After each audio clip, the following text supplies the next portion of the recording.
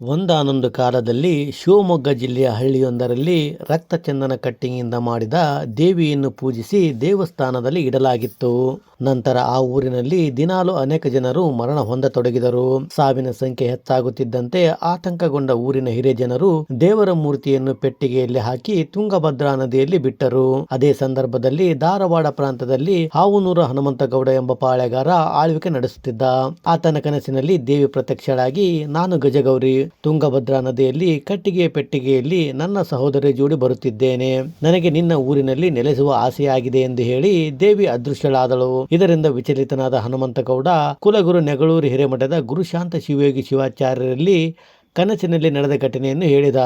ಆಗ ಗುರುಗಳು, ಪಾರ್ವತಿ ಸ್ವರೂಪಳಾದ ಗಜಗೌರಿ ನಿನ್ನ ಕ್ಷೇತ್ರದಲ್ಲಿ ನೆಲೆ ನಿಂತರೆ ನಿನ್ನ ಕ್ಷೇತ್ರವು ಸೂರ್ಯಚಂದ್ರ ಇರುವವರೆಗೂ ಸುಭಿಕ್ಷೆಯಿಂದ ಕೂಡಿರುತ್ತೆ ಅಂತ ಹೇಳಿದರು. ಆಗ ಪಾಳೆಗಾರ, ಗುರುಗಳೇ, ನಿಮ್ಮ ಸಾನ್ನಿಧ್ಯದಲ್ಲಿ ಆ ತಾಯಿಯ ಪ್ರತಿಷ್ಠಾಪನೆ ಆಗಲಿ ಅಂತ ಹೇಳಿ ಗುರುಗಳನ್ನು ಕರೆದುಕೊಂಡು ಬಂದರು. ನದಿಯಲ್ಲಿ ಬರುತ್ತಿದ್ದ ಪೆಟ್ಟಿಗೆಯನ್ನು ಸೇವಕರು ಮತ್ತು ಗ್ರಾಮಸ್ಥರು ತಡೆದು ನಿಲ್ಲಿಸಿದರು. ಆಗ ಪಾಳೆಗಾರ ಲಘು ಬಗೆಯಿಂದ ಪೆಟ್ಟಿಗೆಯನ್ನು ತೆಗೆಯಲು ಮುಂದಾದಾಗ ಆತನಿಗೆ ಬೃಹದಾಕಾರದ ಘಟಸರ್ಪವೊಂದು ಕಾಣಿಸಿತು. ಆಗ ಪಾಳೆಗಾರ ಗುರು ಶಾಂತ ಶಿವಯೋಗಿಗಳಲ್ಲಿ ಓಡೋಡಿ ಬಂದ.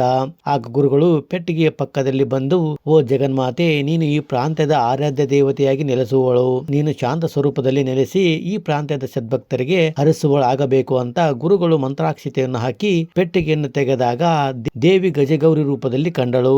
ಆಗ ದೇವಿ, ನಾನು ಗುಪ್ತಳಾಗಿ ನೆಲೆಸಬೇಕೆಂದಿರುವೆ, ನನಗೆ ಗುಪ್ತ ಪೂಜೆಯಾಗಬೇಕು. ಪ್ರತಿ ವರ್ಷ ಮಾಘ ಮಾಸದ ಅವರಾತ್ರಿ ಅಮಾವಾಸ್ಯೆ ನಂತರ ಬರುವ ಶುಕ್ರವಾರದಂದು ನನ್ನ ಗಡಿ ಜಾತ್ರೆ ನಡೆಯಲಿ. ನಂತರ ಬರುವ ಶುದ್ಧ ರಥಸಪ್ತಮಿಯ ದಿನದಂದು ನನ್ನ ಉತ್ಸವ ಜರುಗಲಿ. ಆಗ ಮಾತ್ರ ನಾನು ಭಕ್ತರಿಗೆ ಒಂದು ದಿನ ದರ್ಶನವನ್ನು ನೀಡುವೆ.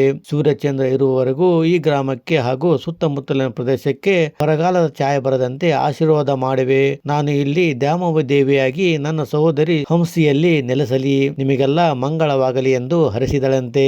ಅಂದಿನಿಂದ ಇಲ್ಲಿಯವರೆಗೂ ದೇವಿಯನ್ನು ಕಟ್ಟಿಗೆ ಪೆಟ್ಟಿಗೆಯಲ್ಲಿ ಇಡಲಾಗುತ್ತೆ. ದಿನಾಲು ಆ ಪೆಟ್ಟಿಗೆಗೆ ಪೂಜೆ ಮಾಡಲಾಗುತ್ತೆ.